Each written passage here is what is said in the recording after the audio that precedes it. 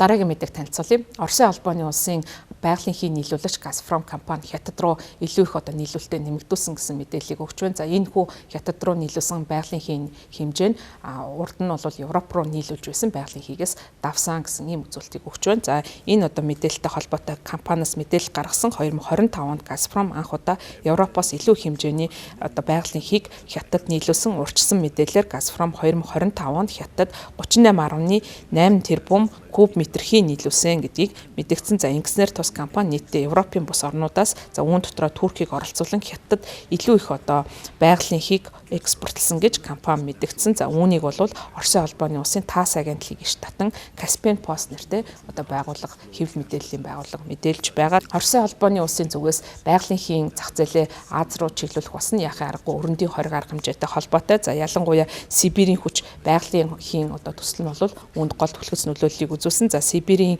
хүч нэртэй байгалийн хийн хоолоогоор дамжуулан Оросын хийг Хятад руу нийлүүлэх ажлыг Оросын Газпром болон Хятадын CNPC компани хооронд байгуулсан хий худалдан авах борлуулах зорилготой урт хугацааны гэрээний дагуу 2019 онд энэ ажлыг эхлүүлсэн.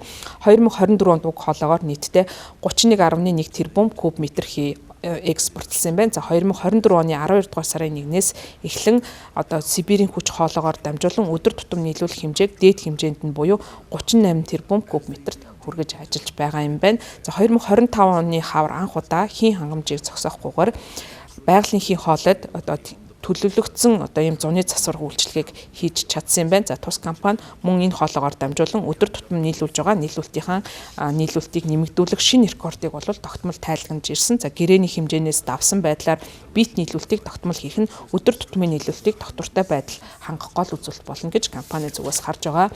Гэрээний хэмжээнээс давуулан байгалийн хий нийлүүлэх нь одоогоор халаалтын улиралт болон түвшний хэрэглээ нэмэгдэж байгаа үед хятадын хэрэглэгчдэд онцгой нөлөөлтэй гэж тус компани зүгээс үзэж байгаа юм. За Оросын албаны улс бүгд найрамдах Хятад ард тусад хийн хоолоогоор дамжуулан болон шингэрүүлсэн байгалийн хий экспортлох хэлбэрээр байгалийн хийн хамгийн том нийлүүлэгч болж байгаа. За импортын 3.1-ийг нь хангаж байгаа гэсэн ийм мэдээллийг өгч байгаа юм. За байгалийн хийн экспортын чиглэлээ өөрчилж байгаа явдал нь Оросын албаны улс Украинд бүрэн хэмжээний тавталгаа хийсний дараагаас өрөндийн хоригуудад өртгүүлсэн. За үүний улмаас Газпром Европын зах зээлд эзлэх хувь нь бол ихээхэн буурсантай шууд холбоотой. За энэ алдагдлаа нөхөх зорилгоор тус компани Аз дахь түншлээ эрчимтэй өргөжүүлж байгаа.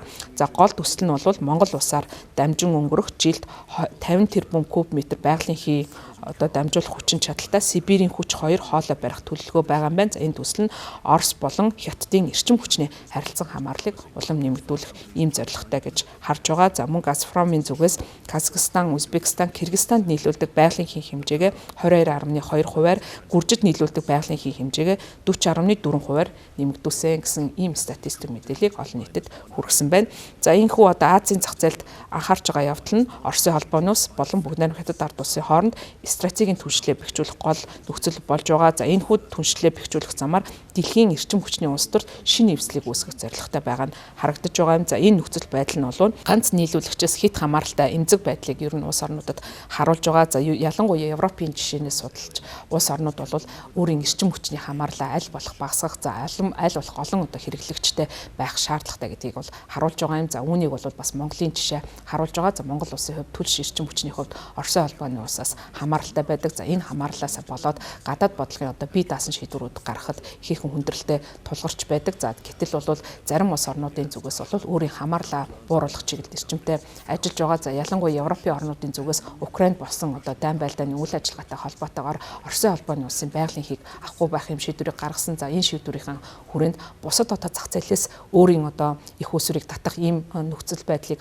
үүсгэж ажиллаж байгаа. За энэ нь бол бодлогын чөлөөт сонголтуудыг хийх нөхцөлийг Европын орнуудад бүрдүүлж байгаа юм. Цаашдаа ч гэсэн Оросын албаны улсын байгалийн хий болон нефтийн бүтээгдэхүүнээс татгалзах ийм үйл явцыг Европын орнууд бол өрнүүлж байгаа. За харин манай улсын хувьд бол байгалийн хийн болон бусад ийм хоолойн төслүүдийг Оросын албаны улстай хамтран хэрэгжүүлж байгаа. За энэ нь бол яхаа аргагүй Оросын албаны улстай хамтын ажиллагаагаа өргөжүүлэх боломжийг гаргаж байгаа. За нөгөөтэйгөр аюулгүй байдлын бас эрсдлийг үүсгэж байгаа гэж талууд хажиглаж байгаа. За ялангуяа Украин улсын хувьд бол өөрийн газар нутгаараа дамжуулан Оросын холбооны улсын байгалийн хийг одоо дамжуулж байсан ийм туршлагатай. За энэ нь бол геополитикийн бас эрсдэл нөхцөл бий болгох нөхцөл үүсгэсэн гэж зарим шинжээчид хардаг. Тэгэхээр альва одоо шийдвэрүүдийг гаргахдаа бол өөрийн хамаарал байдлыг бууруулах, за мөн аль болох төрөлцсөн эдийн засгийг хөгжүүлэх нь улс орны бие даасан байдал чухал нөлөөтэй болохыг Оросын холбооны улс болон бүгд найрамд хятад ард улсын хоорондын түншлэл, за мөн Европын жишээ харуулж байгаамаа.